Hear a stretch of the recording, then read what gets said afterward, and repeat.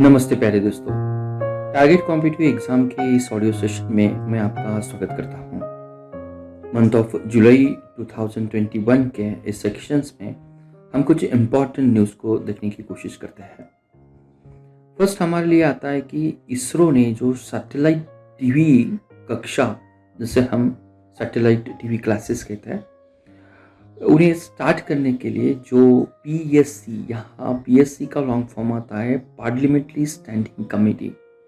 इस parliamentary standing committee के जो हेड है विनय सहस्रबुद्धे है, उनके साथ इसरो के साइंटिस्ट ने ये कंफर्म किया है कि जो भी तकनीकी सहायता जो टीवी क्लासरूम सैटेलाइट है या सैटेलाइट टीवी क्लासरूम है, जो भी हम कहते हैं कि लॉकडाउन के टाइम जो गैप था ऑनलाइन टीचिंग मीडिया में, may be due to the unavailability of the mobile phone and other technicality things, इनको गैप को मिटाने के लिए लॉकडाउन के कारण जो सीखने के अंतर में जो कम करने के लिए ये सैटेलाइट टीवी कक्षाओं को तकनीकी सहायता प्रदान करने के लिए इसरो ने कंफर्मेशन दी है।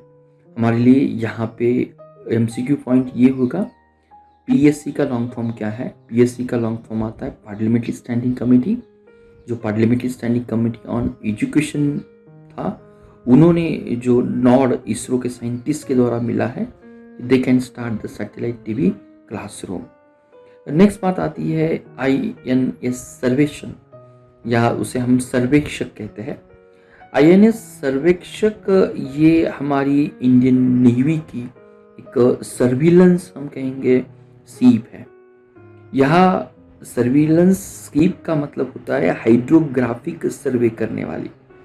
हाइड्रोग्राफिक सर्वे करने का मतलब ये होता है कि definitely by using the number of high technology equipment like the side scan sonar होगा, at the same times they will have the state of art survey equipment होगा, जिसमें साइड स्कैन सोनार भी हो सकता है, या बाकी भी जो एडवांस इक्विपमेंट है उसकी सहायता से ये इंडियन नेवी का हाइड्रोग्राफिक सर्वेक्षक आज जो पिक्चर में इसलिए था कि जो गवर्नमेंट ऑफ कोलंबो ने जो परमिशन, या हमें कहेंगे कि जो हमें अनुरोध किया था, जो रिक्वेस्ट की थी, कोलंबो का जो एमवी एक्सप्रेस पर्ल ऑफ, जो कोलंबो के पास जो सी है, उसमें एमवी एक्सप्रेस पर्ल करके जो रीजन है, उसको सर्वेक्षण के लिए कोलंबो गवर्नमेंट ने या गवर्नमेंट ऑफ श्रीलंका ने हमें जो सर्वेक्षण करने की इजाज़त दी थी,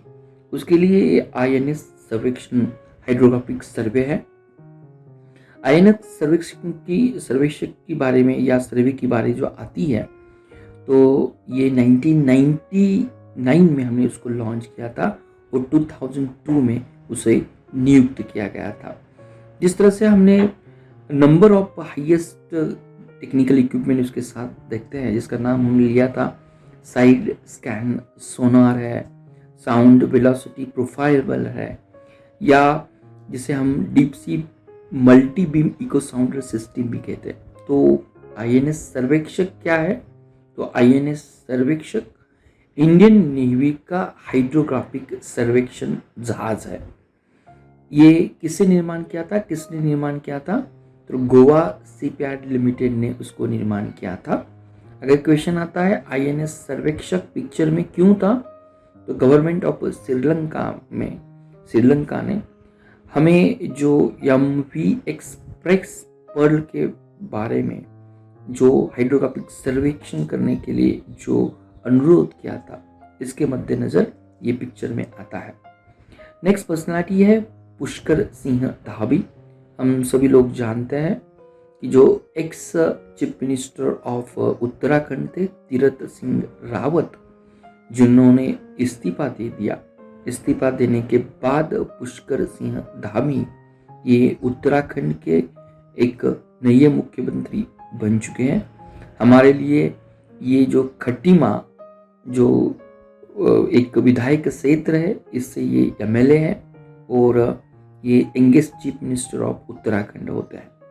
उत्तराखंड की बात आती थी, उत्तराखंड ये 27th भारत का राज्य है 9 नवंबर 2000 में उसकी स्थापना हुई थी और उसकी जो विंटर कैपिटल है ये देहरादून है। नंदा देवी और वैली ऑफ फ्लावर्स ये राष्ट्रीय उद्यान उत्तराखंड में स्थित है और उत्तराखंड के राज्यपाल जिनका नाम है बेबी रानी मौर्य। बेबी रानी मौर्य ये उत्तराखंड की राज्यपाल है। नेक्स्ट हम बात करेंगे यहाँ पे निपुण भारत के बारे में। निपुण NIPUN निपुण ये शब्द स्टैंड होता है national institute for proficiency in reading. National institute for proficiency in reading with understanding and numeracy.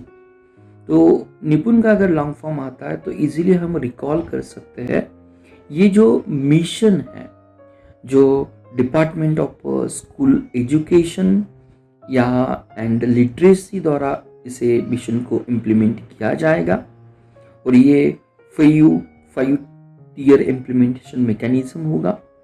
और ये निपुण भारत का जो मेन टारगेट है या मेन विजन है जो मोस्टली 2026 या 2027 इस एकेडमिक ईयर में जो ग्रेड 3 के बच्चे जाने वाले हैं तो इन 3 के बच्चों को जो डिजायर लर्निंग कॉम्पिटेंसी होती है इधर वो पढ़ाई लिखाई या अंकों के ज्ञान में एक निपुणता हासिल करने के लिए ये निपुण भारत मिशन को लॉन्च किया है। निपुण का लॉन्ग फॉर्म इंपॉर्टेंट होगा national institute for proficiency in reading with understanding and numeracy. तो रीडिंग राइटिंग और न्यूमेरेसी की ग्रेड 3 के स्टैंडर्ड को 26 और 27 तक एटलीस्ट डिजायरेबल लेवल तक पहुंचाना इस मिशन का उद्देश्य है। और ये मिशन किसने लॉन्च किया है तो mission launch by national mission on foundation of literacy और न्यूमेरेसी के तहत लॉन्च किया है। नेक्स्ट बात आती है मरीपन थंगावेल। मरीपन थंगावेल ये पर्सनैलिटी क्यों पिक्चर में है तो मरीपन थंगावेलु ये जो टोक्यो में पैरा ओलंपिक जो स्पोर्ट्स गेम होने वाला है इस स्पोर्ट्स गेम में वो भारत के ध्वजवाहक हो गए। यहाँ Mariyappan Thangavelu para high jumper है और ये पैरा हाई जंपर जो पैरा ओलंपिक टोक्यो में अगस्त या सितंबर के 2021 के मद्देनजर होने वाला है उसके लिए डेफिनेटली वो भारत के ध्वजवाहक हो गए। नेक्स्ट बात आती है स्वामी विवेकानंद की। मंथ ऑफ जुलाई में जो 4 जुलाई होता है ये स्वामी विवेकानंद की पुण्यतिथि के उपलक्ष्य पर हम उनको श्रद्धांजलि के थ्रू उनको याद करने की कोशिश करते हैं। तो स्वामी विवेकानंद अगर आते हैं तो उनकी बर्थ एनिवर्सरी या उनका बर्थ जनवरी 12 1863 में हुआ था और उन्हें हमेशा जो उन्होंने देश के प्रति या ह्यूमैनिटी के प्रति जो सेवा की है उनके लिए याद किया जाता है। और हम 12 जनवरी उनका बर्थ एनिवर्सरी एक नेशनल यूथ डे की तरह हम सेलिब्रेट करते हैं। जो सिखों में उन्होंने जो विश्व धर्म संसद में जो भी भाषण दिए थे 1893 में ये उनके एक प्रसिद्ध भाषण है। तो उनका जो बचपन का जो नाम था स्वामी विवेकानंद का ये नरेंद्रनाथ दत्ता था और 1893 में महाराजा जो अजित सिंह हैं उनके रिक्वेस्ट पे हम उन्हें विवेकानंद इस उपाधि से जानते हैं। नेक्स्ट बात आती है कि यूनियन गवर्नमेंट ने वैक्सीन टेस्टिंग के लिए 2 लैब को निर्धारित किया है। इसके पहले हमें ये जानना उतना ही इम्पोर्टेंस होता है। भारत में वर्तमान में जो हिमाचल प्रदेश की कसौली में जो सेंट्रल ड्रग लेबोरेटरीज है ये आज तक ओनली 1 लैब थी भारत में वैक्सीन की टेस्टिंग करने के लिए या परीक्षण करने के लिए काम करती है। लेकिन गवर्नमेंट के निर्देश से 2 मोर लैब को वैक्सीन टेस्टिंग के लिए, बैच टेस्टिंग के लिए या उनकी क्वालिटी कंट्रोल के लिए ऑलमोस्ट ऐड किया है। तो ये 2 लैब कहाँ पर है, उनका लोकेशन और उनका लॉन्ग फॉर्म और किस डिपार्टमेंट के अंतर्गत काम करते हैं, ये हमें जानना उतना ही इम्पोर्टेंस होता है। जो गवर्नमेंट ने 2 न्यू वैक्सीन टेस्टिंग लैब को इंक्लूड किया है, तो उनके लिए फंडिंग ये पीएम केयर्स फंड द्वारा दी जाएगी। और डिपार्टमेंट ऑफ बायोटेक्नोलॉजी, जिसे हम जैव प्रौद्योगिकी विभाग कहते हैं, जैव प्रौद्योगिकी विभाग के अंतर्गत जो 2 इंस्टीट्यूशन है, एनसीसीएस, यहाँ एनसीसीएस का लॉन्ग फॉर्म होता है national centre for sale science. ये पुणे स्थित वैक्सीन टेस्टिंग करने वाली सेकेंड इंस्टीट्यूशन होगी। और दूसरी डिपार्टमेंट ऑफ बायोटेक्नोलॉजी के अंतर्गत जो ऑटोनॉमस इंस्टीट्यूशन है एनआईएबी, जो हैदराबाद स्थित है, national institute of animal biotechnology, ये 2 मोर इंस्टीट्यूट भारत में वैक्सीन टेस्टिंग के लिए काम करेंगे। तो हमें क्या याद रखना है, जो 2 मोर इंस्टीट्यूट गवर्नमेंट ने ऐड की है, उनके लिए फंडिंग पीएम केयर्स फंड द्वारा दी जाएगी। तो फिलहाल भारत में कितनी वैक्सीन टेस्टिंग के लैबोरेटरीज है, तो वी हैव 3 जो हमने मेंशंस की थी। सेंट्रल ड्रग लैबोरेटरी जो हिमाचल प्रदेश की कसोली में है, उसी के साथ डिपार्टमेंट ऑफ बायोटेक्नोलॉजी के अंतर्गत जो स्वायत्त संस्था है NCCS, national centre for sale science, जो पुणे स्थित है, और एनआईएबी जो national institute of animal biotechnology Hyderabad स्थित है, तो हमारे लिए ये वैक्सीन टेस्टिंग का काम करेंगे।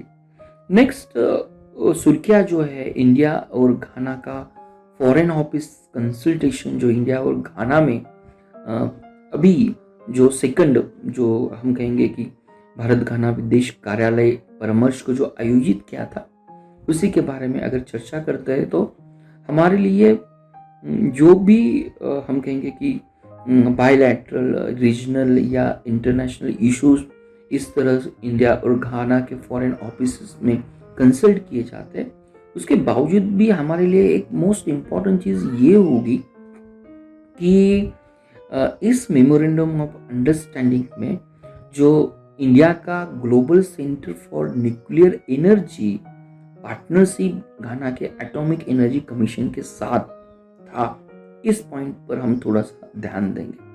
तो हमें ये मालूम होना चाहिए कि global centre for nuclear energy partnership ये देश का, नॉट ओनली देश का, लेकिन एक दुनिया का पहला एक परमाणु ऊर्जा साझेदारी होगी, जहाँ पार्टनरशिप होगी। और उसका जो सेंटर है वो हरियाणा के झज्जर में आपको मिलेगा। तो भारत और घाना की फॉरेन ऑफिस कार्यालय का जो परामर्श हुआ था, उस परामर्श के पीछे अलग अलग पॉइंट हो सकते हैं, लेकिन हमारे एग्जाम के लिए जो global centre for nuclear energy partnership है, ये जो साझेदारी होगी, तो ये दुनिया का पहला परमाणु ऊर्जा साझेदारी केंद्र होगा और ये हरियाणा के झज्जर में होगा।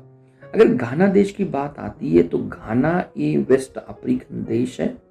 घाना की कैपिटल यहाँ पे अक्रा आती है, ACCRA, और घाना का जो भी मुद्रा या करेंसी है उसे हम सीडी कहते हैं, CEDI।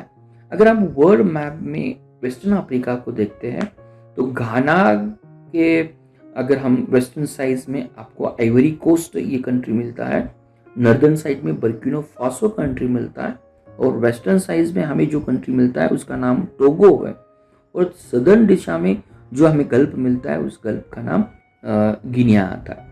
नेक्स्ट इन्वेस्ट इंडिया की बात आती है। इन्वेस्ट इंडिया को जो OCI ग्लोबल इनोवेशन द्वारा एक जो नॉन प्रॉफिट हम कहेंगे एक leading economic development and advisory firm है, OCO ग्लोबल, उसके द्वारा एक most innovative investment promotion agency 2021 इस अवार्ड से नवाजा गया। तो इन्वेस्ट इंडिया क्या है? तो इन्वेस्ट इंडिया को जो अवार्ड मिला है most innovative investment promotion agency award उन्हें मिला है। और ये इन्वेस्ट इंडिया जिसके अंतर्गत काम करने वाला है, जिसे हम national investment promotion facilitation agency of India कहता है। 2009 में उसकी स्थापना की गई थी और आज ये department for the promotion of industry और इंटरनल ट्रेड, जो हमारे कॉमर्स और इंडस्ट्री मिनिस्टर आता है, उसके अंतर्गत काम करता है। तो इन्वेस्ट इंडिया को क्या मिला है? इन्वेस्ट इंडिया को most innovative investment promotion agency 2021 का अवार्ड मिला है। किस संस्था द्वारा यह अवार्ड दिया जाता है? तो OCO ग्लोबल द्वारा यह अवार्ड दिया जाता है। और इन्वेस्ट इंडिया क्या है? तो ये भारत की national investment promotion and facilitation agency है। 2009 में उसकी स्थापना हुई थी। किस मिनिस्ट्री के अंतर्गत आती है? तो मिनिस्ट्री ऑफ कॉमर्स और इंडस्ट्री के अंतर्गत आती है, जिसे हम DPIIT कहते हैं, that is the department of promotion of industry and internal trade आता है। नेक्स्ट बात आती है कि हमारे लिए जो अंतरिक्ष विभाग है, जिसे हम डिपार्टमेंट ऑफ स्पेस कहते हैं, उन्होंने जो नेशनल स्पेस ट्रांसपोर्टेशन की जो पॉलिसी है, जो मसौदा है, उसका जो ड्राफ्ट है, उस ड्राफ्ट को जारी किया है। तो डिपार्टमेंट ऑफ स्पेस द्वारा नेशनल स्पेस ट्रांसपोर्टेशन पॉलिसी को ड्राफ्ट को जो जारी किया है, उसके अंतर्गत जो भी फोकस है हमारे नेशनल स्पेस ट्रांसपोर्टेशन पॉलिसी का, तो मोस्टली ग्रीन फ्यूल के ऊपर और रोबोटिक स्पेस एक्सप्लोरेशन और रीयूजेबल रॉकेट, ये उसके ऊपर R&D करने का इस मसौदा में एक मेजर पॉइंट मेंशंस किया हुआ है। तो अंतरिक्ष विभाग द्वारा नेशनल स्पेस ट्रांसपोर्टेशन पॉलिसी के ड्राफ्ट को जारी किया है और उसके ऊपर जो फोकस दिया जाएगा, जो हमारी अनुसंधान होगी, उसके साथ जो विकास होगा वो ग्रीन फ्यूल और रोबोटिक स्पेस एक्सप्लोरेशन के साथ रीयूजेबल में होगा। इसरो की बात आती है तो इसरो के जो चेयरमैन या अध्यक्ष है वो के सिवान है।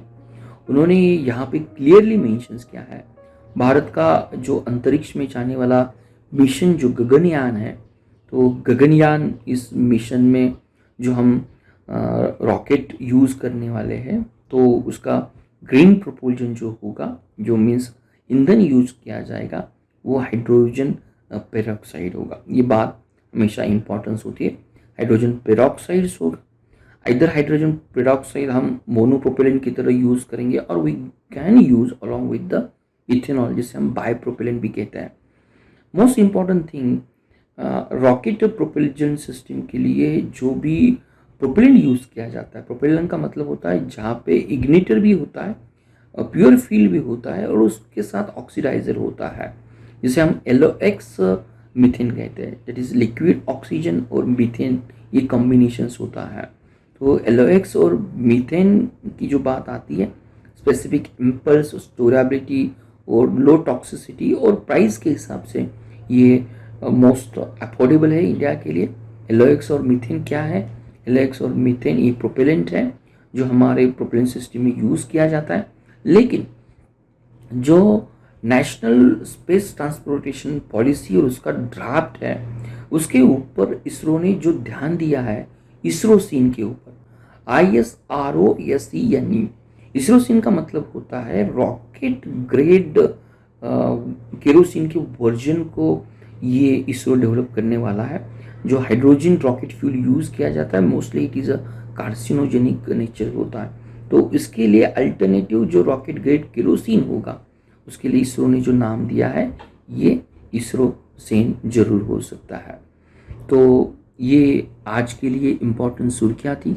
मुझे पूरी उम्मीद है अगर एक बार इस ऑडियो को आप सुनते हैं तो INS सर्वेक्षण क्या था, उसके साथ ये भी हमने देखा था इसरो किस तरह का प्रोपेलेंट यूज़ करने वाला है, इन्वेस्ट इंडिया को कौन सा अवार्ड मिला है, घाना और भारत का फॉरेन ऑफिस क्यों चर्चा में था, यहाँ स्वामी विवेकानंद का जन्म कब हुआ था, उनके जन्म तिथि या जन्म दिन किस तरह से हम सेलिब्रेट करते हैं। और जो निपुण भारत है, निपुण भारत का टारगेट क्या है, वो लॉन्ग फॉर्म है। अगर ये वीडियो ऑडियो अगर आपको अच्छा लगता है तो definitely you can appreciate my small effort by sharing this audio with your friends. Thank you very much.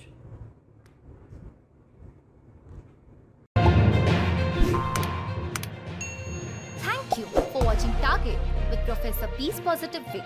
We request you to be a voluntary donator to become our Prime and Pride motivator.